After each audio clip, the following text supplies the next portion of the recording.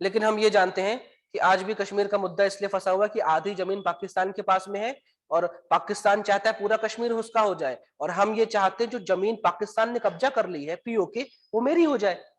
यही एक इशू चल रहा है। तो ये है कश्मीर टेंशन।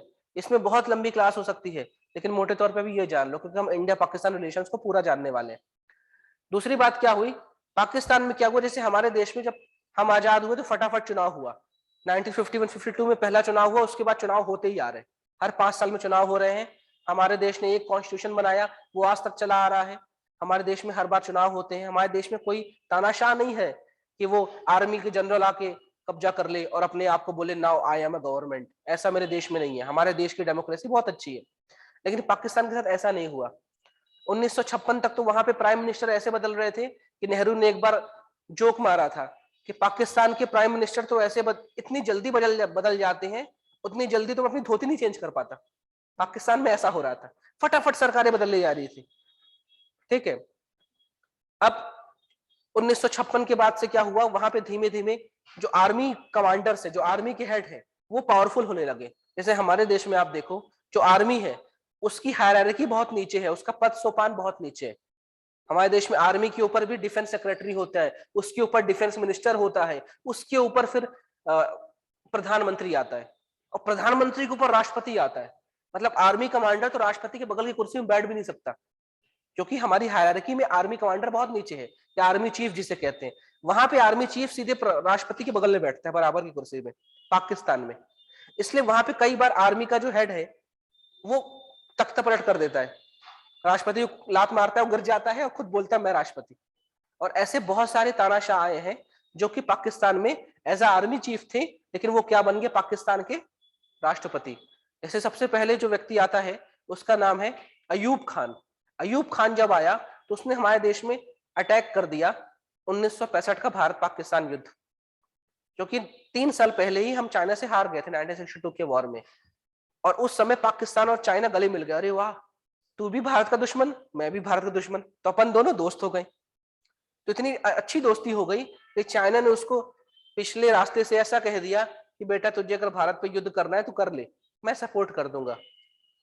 और पाकिस्तान जानता था कि चाइना अगर मेरा सपोर्ट करेगा तो भारत की क्या औकात मुझको हरा ले, क्योंकि चाइना ने अभी 1962 के युद्ध में भारत को हराया ही है। तो 1965 में अयूब खान जो कि आर्मी जनरल था, उसने तख्ता पलट करके वहां का मालिक बन गया था, और उसने यहाँ पे युद्ध प्लान कर दिया। उस युद्ध में हमने क्या किया, पाकिस्तान को नाकुचने चबा दिए। क्योंकि 1965 के समय हमारे देश के जो प्रधानमंत्री थे उनकी हाइट बहुत छोटी थी, 5 फुट के आदमी थे। उनका नाम था लाल बहादुर शास्त्री। देखने सुनने में भी ज्यादा मजबूत नहीं लगते थे, बोलते भी इतना धीमे थे कि थोड़ा सुनने में तकलीफ हो जाए। तो पाकिस्तान को लगा ये छोटा आदमी क्या कर लेगा। उनको लगा कि अंडर एस्टिमेट कर लिया उसने लाल बहादुर शास्त्री को, क्योंकि नेहरू मर गए थे 27 मई 1964 को, नेहरू जी अपनी बीमारी से चले गए। और नेहरू जी के बाद कौन नेक्स्ट आएगा, तो लाल बहादुर शास्त्री को रखा गया। और लाल बहादुर शास्त्री तो यार वो जिसे कहते हैं बम छोटा धमाका बड़ा, उन्होंने तो बकायदा पूरा नारा दे दिया, जय जवान जय किसान। उस समय हमारे देश में अकाल भी पड़ा था, उन्होंने बोला कि मैं एक टाइम खाना खाऊंगा और मैं चाहता हूं आप भी एक टाइम खाना खाएं, मेरा जवान वहां भूखे नहीं मरना चाहिए, वो लड़ रहा है। और उसका इतना अच्छा जोश हुआ, का संचार हुआ कि हमारे जवानों ने तो घुस घुस के मारा पाकिस्तानियों को। 1965 का युद्ध हम जीत गए। जब हम जीते तो पाकिस्तान के फिर दिमाग खराब हो गया, यार भारत फिर जीत गया यार। अब इस बीच में क्या हुआ, लाल बहादुर शास्त्री की किसी विषम, मतलब किसी जिसे कहते हैं अननेचुरल डेथ हो जाती ताशकंद में। ताशकंद में रशिया उनको बुलाता है। 1965 के युद्ध में बीच बचाव करने रशिया आ गया था हमारे बीच में। रशिया आ गया था कि पाकिस्तान, इंडिया रुक जाओ रुक जाओ, इंडिया तुमने बहुत पीटा है पाकिस्तान को, रुक जाओ रुक जाओ। 1965 के युद्ध में हमारी आर्मी कराची के आगे निकल गई थी, घुस गई थी, हम पाकिस्तान में घुस गए थे, हम पूरे आर्मी घुस गई थी, आर्मी एयरफोर्स नहीं, पैदल जवान घुस गए थे पाकिस्तान के अंदर। उस समय हम आधा पाकिस्तान खींच लाते, लेकिन बीच में रशिया आ गया, और रशिया सुपर पावर था उस समय। भाई हमें भी सुनना पड़ा उसकी। उसने बोला आओ सबको, आओ मेरे घर आओ। उस समय तक रशिया यूएसएसआर हुआ करता था। तो तब जो ताशकंद नाम की जगह है, वहां पे सब बैठक हुई। उस बैठक में गए थे बातचीत करने, लेकिन रात में लाल बहादुर शास्त्री अपने बेड में सोए और सुबह वो मृत पाए गए। कैसे मरे, क्यों मरे, आज तक पता नहीं। ठीक है, लाल बहादुर शास्त्री को हमने खो दिया। पाकिस्तान इस बीच में जो अयूब खान था ना, उसकी पॉपुलैरिटी इतनी कम हो गई और जनता उसको थू थू करने लगी कि तू कौन है भाई, तू तो आर्मी कमांडर था ना, कैसे हमारा मालिक बन के बैठा है, चुनाव कराओ चुनाव कराओ। पाकिस्तान में बड़ा हल्ला मच गया, चुनाव कराओ, इंडिया से सीखो, वहां चुनाव होता है 5 साल में, वहां पे तुम्हारे जैसे कोई तानाशाह नहीं बैठता। इसी बीच में जो बांग्लादेश था, जो उस समय ईस्ट पाकिस्तान था, वहां भी एक आदमी बहुत तेजी से ऊपर आया जिसका नाम था शेख मुजीबुर रहमान, जिसकी बेटी आज प्राइम मिनिस्टर बांग्लादेश की, शेख हसीना। मुजीबुर रहमान वहां पे अपनी एक पार्टी बना के रखे थे, अवामी लीग। ठीक है, अवामी लीग का इतना ज्यादा वहां पे, जिसे कहते हैं, लोगों में इतना अच्छा वर्चस्व था कि जब अयूब खान पे इतना प्रेशर हो गया कि नाउ यू, आपको इलेक्शन तो करवाना ही पड़ेगा। अयूब खान को डर था इलेक्शन होगा तो मैं खड़ा हूंगा तो मुझको जनता जूते मारेगी, लेकिन फिर भी जनता के दबाव में उसने इलेक्शन कराया। और उस समय टोटल पाकिस्तान की जो सीट थी वो मेरे ख्याल से 302 सीट थी। उस सीट में जो बहुमत पा जाए, यानी जो 150 प्लस 151 जो सीट ले आए, वो क्या हो जाएगा, वो उसी का आदमी प्राइम मिनिस्टर बनेगा ना। और बांग्लादेश में जो सीटें थी, यानी जो आज उस समय का ईस्ट पाकिस्तान था, वहां पे मेरे ख्याल से 171 सीटें आती थी। 171 में 169 सीट में अवामी लीग का आदमी शेख मुजीबुर रहमान जीता। तो इस हिसाब से अगला प्राइम मिनिस्टर कौन बनने वाला था, शेख मुजीबुर रहमान, और जो कि आदमी कहाँ का था, ईस्ट पाकिस्तान का। अयूब खान के तो मतलब रात में की नींद उड़ गई, क्योंकि जिस ईस्ट पाकिस्तान को हमेशा दबा के रखे, जिसको अपना अपने पैर की जूती समझ के रखे, वहां का एक आदमी अब पूरे पाकिस्तान का प्राइम मिनिस्टर बनेगा। तो फटाफट शेख मुजीबुर रहमान को जेल में डाल दिया गया। उस पूरे इलेक्शन को उसने क्या बोला, ये रिग्ड है, ये एक तरह से जालसाजी हो गई। और फिर यहाँ पे शुरू हो गए दंगे, फिर हमारी तरफ बांग्लादेशी भागने लग गए। फिर इंदिरा गांधी ने यहाँ पे सपोर्ट किया था, वो हमने बांग्लादेश वाली क्लासेस में देख लिया है। ठीक है, तो अयूब खान का जब बुरा वक्त चल रहा था, तब शेख मुजीबुर रहमान उठ के आ गए थे। इसी बीच में क्या होता है, अयूब खान को अपनी सत्ता छोड़नी पड़ जाती है, जो भी है। उसके बाद एक और मिलिट्री डिक्टेटर आता है यहाँ पे, जो एक आर्मी कमांडर रहता है, और मौका पाके वो यहाँ का मालिक बन जाता है। उसका नाम रहता है याया खान। याया खान, याया खान जब आता है, तो उस समय बांग्लादेश में यहाँ के लोग जो हैं, जो उस समय ईस्ट पाकिस्तान था, पूर्वी पाकिस्तान, वो क्या बोल रहे थे, यार चुनाव करवाए हो, हम लोग जीते हैं, हमारी यहाँ की पार्टी ने सबसे अधिक सीट पाई है, तो हमारे यहाँ के जो नेता है शेख मुजीबुर रहमान, उनको पाकिस्तान का प्राइम मिनिस्टर क्यों नहीं बनाते हो। कहाँ जेल में उनको डाल दिया है। शेख मुजीबुर रहमान 3 महीने से किस जेल में थे पता ही नहीं था किसी को, जिंदा है कि मर गया। पाकिस्तान में ऐसा चल रहा था। मतलब जो आदमी प्राइम मिनिस्टर बनने वाला है, संविधान के हिसाब से आपने उसको जेल में डाल दिया। तो यहाँ पे दिक्कतें होने लग गई। तो याया खान ने एक पूरा ऑपरेशन चला दिया, ऑपरेशन सर्च लाइट नाम का, और बोला जितने बांग्लादेशी हल्ला कर रहे हैं धूड़ के गोली मारो, बच्चे बूढ़े महिलाएं सबको मारा गया। 30 लाख लोगों को मार डाला गया बांग्लादेश में। और वहां से बहुत सारे लोग भाग के इंडिया आ गए। जब इंडिया में भागने लग गए, तो इंडिया में इंदिरा गांधी की सरकार थी। इंदिरा गांधी ने बोला कि 4 महीने के अंदर 1 करोड़ बांग्लादेशी भाग के हमारे यहाँ आ गए। तो हम पे प्रेशर आ गया ना, उनको खाना खिलाना, उनको पानी देना, उनको रहना, वो तो सब आ ही गए यहाँ पे। तो इंदिरा गांधी ने बोला ऐसे तो हम बर्बाद हो जाएंगे, हम अपने देश को पाले कि बांग्लादेशियों को पाले। तो हम तैयार बैठे थे कि अब पाकिस्तान से लड़ना पड़ेगा, और पाकिस्तान भी जानता था इंडिया हमसे लड़ेगा। इसी बीच में पाकिस्तान पहले स्ट्राइक कर देता है 3 दिसंबर की रात में। हमारे जो पश्चिमी कमांड की, अभी जो भुज मूवी आ रही है अजय देवगन वाली, वो वही कहानी है। पहले पाकिस्तानी एयरफोर्स आके हमारे भुज हो गया, अंबाला हो गया, आगरा कैंट हो गया, जोधपुर हो गया, बारामूला हो गया, यहाँ पे हमारे एयरफोर्स के जो ठिकाने हैं ना, उसमें बमबारी कर देता है, इसलिए कि हमारे फाइटर प्लेन खराब हो जाए, तो हमारी एयरफोर्स कुछ कर ना पाए। और हमें मिल गया बहाना, हमने भी ताबड़तोड़ लड़ाई शुरू कर दी। तो 1971 का जो वॉर था, उसमें वेस्ट हिस्सा, यानी जो राजस्थान बॉर्डर है और जो बांग्लादेश बॉर्डर है, दोनों तरफ लड़ाई हुई। और तीनों सेनाएं लड़ी हैं, तीनों सेनाएं, एयरफोर्स आर्मी नेवी सब लड़ी हैं। आपने एक गाजी अटैक मूवी देखी होगी, ठीक है, आपने बॉर्डर मूवी देखी होगी, चांदपुरी वाली, सनी देओल वाली, वो सारी कहानी इन सबकी है। और हमने क्या किया, 13 दिन में पाकिस्तान को हरा दिया, और 16 दिसंबर को हमने बोला बधाई हो, बांग्लादेश हुआ है। उस युद्ध में भी हमने पाकिस्तान को तोड़ दिया अच्छी तरह, उस युद्ध में भी पाकिस्तान को अच्छे से तोड़ा हमने। उसके बाद पाकिस्तान के 93,000 सैनिक हमने पकड़ के रख लिए अपने पास। ठीक है, इतने सारे सैनिक जब यहाँ पकड़े हुए थे, तो वहां का जो प्राइम मिनिस्टर था उसका नाम था जुल्फिकार अली भुट्टो, क्योंकि शेख मुजीबुर रहमान को तो प्राइम मिनिस्टर बनाना ही नहीं था, और हमने तो पूरा पूरा नया देश पैदा कर दिया। बांग्लादेश, और मुजीबुर रहमान को छुड़वा के लाए हम, इंदिरा गांधी छुड़वा के लाई, और मुजीबुर रहमान को बोली साहब अब आप बांग्लादेश के नए पहले राष्ट्रपति बनिए, हमने उनको बना दिया बांग्लादेश का फर्स्ट प्रेसिडेंट। तो यहाँ पे जो पाकिस्तान में उस समय प्राइम मिनिस्टर था उसका नाम था जुल्फिकार अली भुट्टो। जुल्फिकार अली भुट्टो, भुट्टो साहब भागे भागे भारत आए, इंदिरा गांधी के पैर पकड़े, मैडम कुछ तो करो, हमको हरा दिए हो, ये तो ठीक है, हमने उनकी बहुत सारी जमीन हड़प ली थी इधर पश्चिमी वेस्टर्न बॉर्डर में, हमने उनके 93,000 सैनिक अपने घर में रख लिए थे, वो भागे भागे आए। 1972 में शिमला में समझौता हुआ, उसे कहते हैं शिमला एग्रीमेंट। उस एग्रीमेंट में ये बात हुई, इंदिरा गांधी कह रही थी यार जुल्फिकार पहले तुम ये बताओ, जो 1948 से तुमने पाकिस्तान को कब्जा करके रखा है, वो कश्मीर को जो कब्जा करके तुमने रखा है, उस पे बात करें कि नहीं करें, पहले कश्मीर का बहुत बड़ा हिस्सा तुम्हारे पास है पीओके नाम का, उस पे बात करें कि नहीं। तो जो परिस्थिति उस समय रही हूं, अच्छी बात रही या बुरी रही, इंदिरा गांधी कमजोर पड़ गई क्या पड़ गई, तो बस उस शिमला समझौते 1972 में ये बात हुई कि जो पाकिस्तान ने जो हिस्सा कश्मीर का रख लिया है अपने पास, वो हिस्सा अभी फिलहाल उसका ही रहेगा, और इसके बीच में जो रेखा गई है उसे कहा जाएगा एलओसी। क्या कहा जाएगा? एलओसी। एलओसी कोई इंटरनेशनल बॉर्डर नहीं है, एक मूवी भी आई एलओसी नाम की 10-20 साल पहले, जेपी दत्ता की। एलओसी कोई इंटरनेशनल बॉर्डर नहीं है, ये एक सीज फायर लाइन है। 1948 से लेकर 1971 तक वो जो बॉर्डर थी उसे कहते थे cease fire border, cease fire line या सीज फायर बॉर्डर। एलओसी पैदा नाम कब से आया है? 1972 के शिमला समझौते से। आज भी हम कहते हैं एलओसी में बमबारी हो रही, एलओसी में बम पटाखे फूट रहे, इसका मतलब एलओसी कौन सा है? जिसमें पीओके के इस पार वाला उस पार वाला हिस्सा, line of control, LOC. Cease fire line मतलब जो जहां था वहीं खड़ा हो जाए, उसे सीज फायर कहा गया, उसी सीज फायर लाइन को बोला गया एलओसी।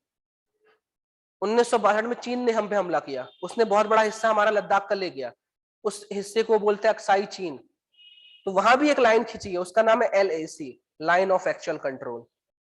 ठीक है, तो शिमला समझौते में हमने उनके 93,000 सैनिक भी छोड़ दिए, हमने उनकी जो जमीन हड़पी थी वो भी छोड़ दी, और हमारे 54 या 56 सैनिक उनके पास बंद थे, आज तक उन्होंने उनको नहीं छोड़ा, वो वहीं मर गए, खप गए, पता नहीं चला क्या हुआ। खैर जो भी है, तो शिमला समझौता हुआ। हम ये सब इसलिए कर रहे थे कि पाकिस्तान हमारा ही भाई है, हमारा ही बंधु है, इसके साथ दोस्ती दोस्ती बना के रखें, क्योंकि अटल बिहारी वाजपेयी कह गए हैं कि हम अपने पड़ोसियों को बदल नहीं सकते हैं। हम बार बार ऐसा काम करते हैं कि पाकिस्तान से हम दोस्ती की हाथ बढ़ाते हैं, बस पाकिस्तान हमारे उस हाथ में काट लेता है बार बार। हम तो सेकेंड करने के लिए बोलते हैं आओ गले मिले, हाथ मिलाएं, पाकिस्तान दिक्कत करता है। उसके बाद क्या हुआ, इस बीच में 1975 में फिर भारत पाकिस्तान युद्ध हुआ।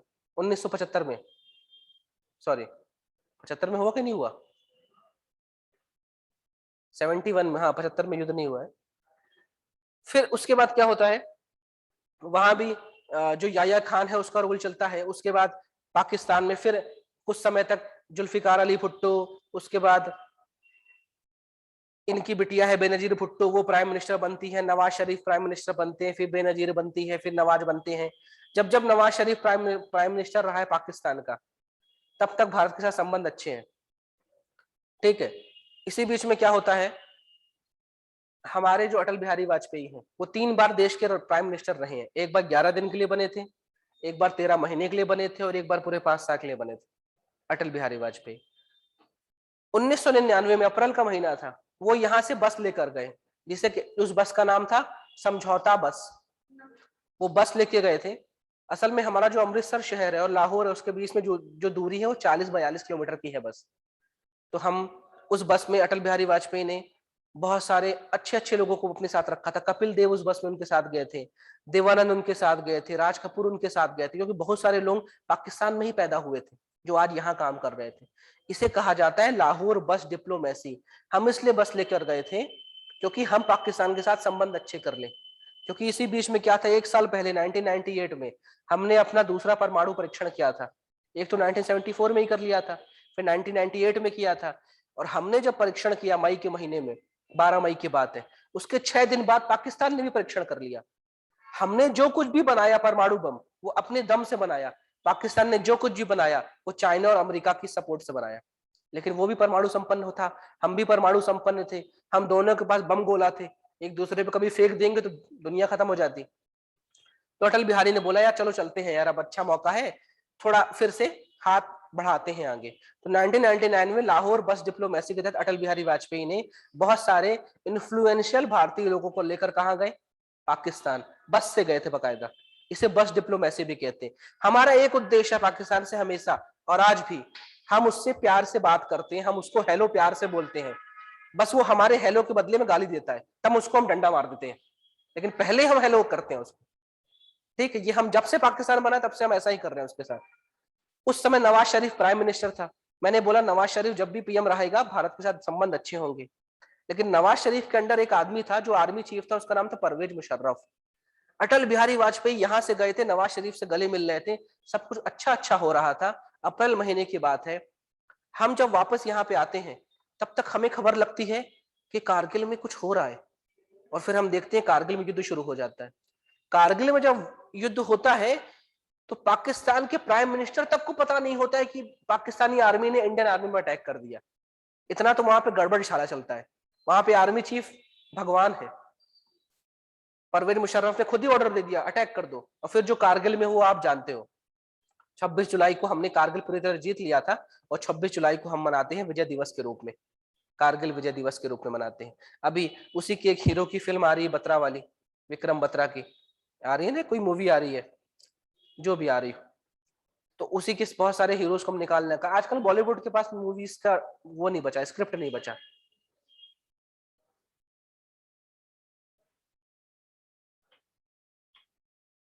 तो जो ऑनलाइन है उन्हें मेरी बात क्लियर हो रही है अभी तक की ब्रीफिंग, रिप्लाई करें। Yes sir.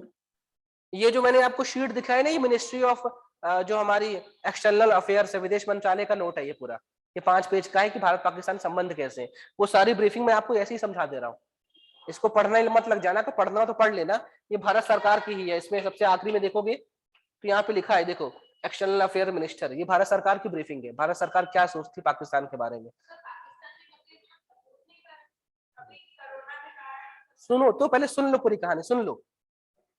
ये पर्सनल लिंक से उठा रहा हूँ, 40 मिनट की मेरी स्लॉट है इसमें, और कितना मिनट बाकी है मेरे पास, 9 मिनट, तो अभी 9 मिनट तक रामायण सुन लो, फिर अपन पता करेंगे सीता किसका बाप है। ठीक है, तो अभी तक हमने बोला उसने कारगिल शुरू कर दिया, और कारगिल में हमने फिर तोड़ा उनको बना के, लेकिन हद तो तब हो गई जब पाकिस्तान का प्राइम मिनिस्टर को पता नहीं है कि पाकिस्तानी आर्मी ने अटैक कर दिया। और फिर हमने जो देखा वो सब जानते हैं, परवेज मुशर्रफ बन गया राष्ट्रपति वहां, नवाज शरीफ को हटा के फेंक दिया। नवाज शरीफ फिर वो तो मतलब वहां का प्राइम मिनिस्टर जो होता है ना, या तो वो आर्मी की बात सुने, जैसे इमरान खान अभी आर्मी की पूरी बात सुनता है, तब तक तुम कुर्सी में बैठोगे, ज्यादा तेज चलोगे तो किक मार देंगे तुम्हें। वहां की आर्मी सबसे बड़ी है, और वो सही है कि वहां का भगवान आर्मी ही है। अब क्या हुआ कारगिल के बाद, फिर क्या हुआ, हमने उनको पीट पाट दिया अच्छे से। अटल बिहारी वाजपेयी प्राइम मिनिस्टर थे, 2001 में अटल बिहारी ने फिर इनको बोला पाकिस्तान आ जाओ थोड़ा भारत, अपन चाय पे चर्चा करते हैं। मतलब हमने हमेशा उसको अच्छा छोटा भाई बनाया। शिमला बुलाया 2001 में, फिर शिमला में बात हुई, सब कुछ अच्छी अच्छी बात हो रही थी। मालूम चला 6 महीने बाद उन्होंने हमारी संसद में अटैक कर दिया। 2001 में संसद में अटैक किया था जैश ए मोहम्मद के आतंकवादियों ने। उनसे पता किया कि तुम्हें किसने भेजा, तो उन्होंने बोल दिया पाकिस्तानी आर्मी। तो हम उनको प्यार प्यार कर रहे हैं और वो हमको लड़ाई लड़ाई कर रहे हैं। तो हमारी संसद में अटैक हुआ था 2001 में। उसके बाद थोड़ा मामला रफा दफा हो गया। इस बीच में हम देख रहे हैं कि कुछ समय बीता नहीं, उन्होंने मुंबई में अटैक कर दिया, कसाब को भेज दिया। ठीक, उसके बाद इसी बीच में हमारी 1-2 बार एयरलाइंस को हाईजैक किया गया। अभी एक बेल बॉटम मूवी आ रही अक्षय कुमार की, उसमें भी देख लेना। ये सारे किस्से सब जुड़े हुए हैं। हमारा एक प्लेन जा रहा था, यहाँ से उड़ा था, उसको कंधार ले गए थे, जो भी तामझाम है। फिर मुंबई अटैक के बाद थोड़ा और आगे चलते हैं। फिर अभी हमने 2016 में क्या हो रहा था, 2008 में हुआ था मुंबई अटैक 26/11 को। फिर क्या हो रहा था, सार्क की बैठक होनी थी 2016 में। सार्क की बैठक 2016 में होनी थी। सार्क जो है उसमें 8 देशों का समूह, उसमें भारत पाकिस्तान दोनों है, और उसकी बैठक पाकिस्तान में होनी थी। उसी साल भाई पाकिस्तान में होनी थी तो सारे देश जाते, हमारे प्राइम मिनिस्टर भी जाते, लेकिन उसी साल उन्होंने क्या कर दिया, उरी पे अटैक कर दिया। उरी पे अटैक कर दिया। उरी मूवी आप देख सकते हैं। मूवी देखना, उस बात को सच मत मान लेना, पूरी पूरी फिल्म सच नहीं होती। कहीं लव स्टोरी डालते, कहीं कुछ और डालते हैं, उनको पैसा कमाना है, लेकिन आप उससे ब्रीफिंग निकाल सकते हो। उरी जब अटैक हुआ तो हमारे प्राइम मिनिस्टर जो थे मोदी जी, उन्होंने बोला मैं सार्क की मीटिंग में नहीं जाऊंगा, क्योंकि जिस देश में मीटिंग होनी है वो देश तो अटैक करवा रहा है मेरे ऊपर। तब से सार्क की आज तक मीटिंग ही नहीं हुई। ठीक है, India as a powerful member of SAARC, उसने बोला मैं तो जाऊंगा नहीं, जिसको जाना है जाओ। और जब इंडिया ही नहीं जाएगा तो बाकी देश क्या करेंगे जाके। उसके बाद हमने देखा कि 2018 में पुलवामा कर दिया हमारे ऊपर। पुलवामा में हमारे 42 जवान शहीद हो गए सीआरपीएफ के। ठीक है, उसके बाद ये हम पे छोटे मोटे अटैक। तो असल में क्या हुआ था, जब हमने बांग्लादेश को तोड़ा था ना, तब उस समय का जो चीफ वहां का आर्मी हेड था, उसका नाम था याया खान। याया खान ने एक बात कही थी कि हम भारत को 1000 घाव देंगे, हम भारत को ब्लीड करेंगे विथ 1000 कट्स। मतलब एक आदमी को या तो गर्दन उड़ा दो सीधे तलवार मार के तो वो मर जाए, लेकिन इसमें तो वो मर जाएगा ना, तो मजा क्या आएगा। इसलिए क्या करो, हाथ में ब्लेड ले लो, हर जगह उसको काटते रहो, हर जगह करते तो हमेशा वो तड़पता रहेगा, अपने घाव से दर्द से तड़पता रहेगा। तो ये पाकिस्तान की स्ट्रेटेजी है इंडिया के लिए कि इंडिया को ब्लीड कराएंगे 1000 कट्स देके, 1000 राउंड देकर। और वो हमेशा इसी फिराक में रहता है, कहाँ कैसे कुछ भी कर दे। पुलवामा में जो हुआ उसके बाद तो हमारा दिमाग, पुलवामा के बाद हमने क्या किया, सर्जिकल स्ट्राइक कर दी, फिर पाकिस्तान थम गया। उसके बाद हमने बोला है कश्मीर, कश्मीर हटाओ यार, क्यों दिया इनको स्पेशल स्टेटस। 5 अगस्त 2019 को मोदी गवर्नमेंट ने क्या किया, आर्टिकल 35 से आर्टिकल 370 रिवोक कर दिया। हम असल में ये मान बैठे हैं कि पीओके कभी हमारा था ही नहीं, क्योंकि पीओके हम ले नहीं सकते। भले राजनीतिक रैलियों में कोई भी कहे मंत्री पीओके हम लेके आएंगे, पीओके अब आप कभी ला नहीं सकते, क्योंकि पीओके वाला जो हिस्सा है ना, अभी 5 दिन पहले इमरान सरकार ने क्या बोला है, पीओके वाला जो हिस्सा है जिसको हम आजाद कश्मीर कहते हैं, पाकिस्तान में कुल 4 ही राज्य हैं, तो 5वां राज्य वो बना रहा है पीओके वाले को। वो बकायदा ऑफिशियल अपने आप उनकी संसद में बिल लाके वो 5वां राज्य बना देगा। और बात भी सच है, जो चीज 50 साल से उनके अंडर में थी ना, उसको अब आप मत लाओ, जो आपके पास है उसको अच्छे से देख लो। ठीक है, क्योंकि हमने अपने वाले कश्मीर के लिए तो 35A हटा दिया, 370 भी हटा दिया ना, तो अब वो जो हिस्सा वो कर रहे हैं उनको करने दो। इंटरनल सरकारों को पता है कि पीओके हम कभी नहीं लाएंगे, लेकिन राजनीतिक रैली में वोट लेने के लिए हम बोल देते हैं पीओके हम लाएंगे, कल को बोलेंगे अफगानिस्तान भी हम लाएंगे। भाई अशोक ने तो अफगानिस्तान तक रूल किया था ना, तो क्या अफगानिस्तान भी ले आओगे क्या, कि अखंड भारत में हम सब ले आएंगे। खैर, तो पठानकोट, उसके बाद पुलवामा के बाद हमने देखा कि हमने सर्जिकल स्ट्राइक कर दी। 5 अगस्त 2019 को हमने आर्टिकल 35 से और आर्टिकल 370 को स्क्रैप कर दिया। हमने बोला जैसे सारे राज्य वैसे जम्मू कश्मीर राज्य। उसके बाद 1 साल बाद 2020 में हमने उसकी बरसी भी बनाई कि बहुत अच्छा हुआ, हमने बहुत सारे उस पर चेंजेस लाए। वहां पे डोमिसाइल एक्ट को लेकर चेंजेस ला दिए, हर एक नॉर्मल व्यक्ति भी वहां जाके घूम सकता है, रह सकता है, कुछ विद सम रेस्ट्रिक्शंस के कारण। उसके बाद हमने देखा कि जब कोविड फैला तो पाकिस्तान के हाथ पैर फूल गए। क्यों, वैक्सीन नहीं उसके पास। उसको पता चला भारत के पास तो सीरम इंस्टीट्यूट ऑफ इंडिया है, जो दुनिया की सबसे बड़ी वैक्सीन प्रोड्यूसिंग कंपनी है, लेकिन भारत से बात कैसे करे, किस मुंह से बात करे, हम पे तो तुम अटैक करते हो। फिर भी हमने अपने दिल में बड़ी जगह बना के ये रखी थी, अगर पाकिस्तान हमसे बोलेगा कि हमको वैक्सीन चाहिए तो हम उसको दे देंगे, लेकिन पाकिस्तान बोला ही नहीं तो हमने दी ही नहीं। तो हमारी वैक्सीन डिप्लोमेसी है, वैक्सीन मैत्री में कभी सवाल है कि पाकिस्तान को वैक्सीन आपने क्यों नहीं दी, भाई पाकिस्तान ने पूछा ही नहीं, तो हमें सपना थोड़ी ना आ रहा है कि उसको वैक्सीन चाहिए। वो दुनिया भर मारा फिर रहा है, चाइना से मांग रहा है, रशिया से मांग रहा है, यूएस से मांग रहा है हमको वैक्सीन दे दो। 1 रुपए की चीज 5 रुपए में खरीद रहा है। ठीक है, और अभी पाकिस्तान अफगानिस्तान में जो तालिबान उभर रहा है उसको वो फंड कर रहा है। और पाकिस्तान का मेन एम ये भी है कि इंडिया ने जो अफगानिस्तान में जो भी कंस्ट्रक्शन एक्टिविटीज की है, तालिबान को कह कह के उसको तोड़वा रहा है। हमारे बनाए हुए डैम, हमारे बनाए हुए पार्लियामेंट बिल्डिंग, हमारी बनाई हुई सड़कें अफगानिस्तान में वो तोड़वा रहा है, किसको कह के, तालिबान को कह के। ठीक है, हमारे पाकिस्तान के साथ संबंध बहुत अच्छे थे, लेकिन जैसे ही क्या हुआ था, पुलवामा हुआ था, उसके बाद हमने पाकिस्तान के सारे संबंध तोड़ लिए। यहां तक कि एक सुई भी हम पाकिस्तान को ना बेच रहे थे ना खरीद रहे थे। लगभग 2 साल हो गए इस बात को, 2 साल से हमारा ट्रेड पूरी तरह बंद है, कुछ आता जाता नहीं है। बीच बीच में पाकिस्तान में चीनी 100 रुपए किलो हो गई थी, ठीक है, रमजान के समय। तो वो एक बार कह रहा था कि इंडिया हमें चीनी दोगे क्या, हमने बोला ले लो, हमने कब मना किया भाई। हमने अलाउ किया, 2 दिन बाद पता नहीं पाकिस्तानी विदेश मंत्री का दिमाग घूमा, उसने बोला जब तक 370 वापस नहीं करते, जब तक 35 से वापस नहीं करते, तब तक हम चीनी नहीं लेंगे। तो हमने बोला हमारे बाप क्या जाता है, मत ली चीनी, हम तो वापस करेंगे नहीं। तो ऐसी कुछ दिक्कतें यहाँ पे चलती आती हैं। ठीक है, वो पहले हमसे कुछ मांगता है, हम उसको तैयार होते देने के लिए, 2 दिन बाद उसको समझ में आता है क्या बोल दिया मैंने, नहीं मांगना नहीं मांगना। तो पाकिस्तान और हमारे रिलेशंस अव्वल दर्जे के हैं, हम भी अभी भी तैयार है हाथ बढ़ाने के लिए, बस वो हमारे हाथ में काट लेता है और फिर हम पीछे नहीं हटते। फिर हमारी अभी जैसे सर अभी इसने अटैक किया कहाँ पे, पाकिस्तान की तरफ से जो आतंकवादी, उन्होंने हमारे बारामूला जो जगह है वहां पे इंडियन एयरफोर्स का जो बेस है वहां पे अटैक किया, ड्रोन से अटैक किया, किया ना। और हमने बोला, हमारे चीफ ऑफ डिफेंस स्टाफ ने क्या बोला कि हम इसका बदला लेंगे, जगह हमारी होगी, समय हमारा होगा, निशाना भी हमारा होगा। तो वो अब जब भी ले ले फिर हमें खबर आ जाएगी सर्जिकल स्ट्राइक हो गई। लेकिन पाकिस्तान इस समय बड़ा तिलमिला गया है क्योंकि भारत यूएनएससी का 1 महीने का अध्यक्ष बना है अभी, और वहां पे भारत ने क्या बोला, मैं तो सिर्फ 2 ही बात करता हूं, एक तो आतंकवाद की, दूसरा टेरर फाइनेंसिंग की। पहली बात कि आतंकवाद कौन फैलाता है, पकड़ो उसको, तो आतंकवाद की फैक्ट्री है पाकिस्तान। दूसरा, आतंकवाद को पैसा कौन देता है, तो उसकी फैक्ट्री है पाकिस्तान। तो उसने अपना एजेंडा फिक्स कर दिया, पाकिस्तान के हाथ पैर फूल गए। ठीक है, अभी बड़े अच्छे अच्छे ट्वीट आएंगे इमरान खान की तरफ से। और सबसे बड़ा बवाल, पेगासस सॉफ्टवेयर में क्या हुआ, ये खबर आ गई कि मोदी गवर्नमेंट इमरान खान का फोन हैक करवा रही।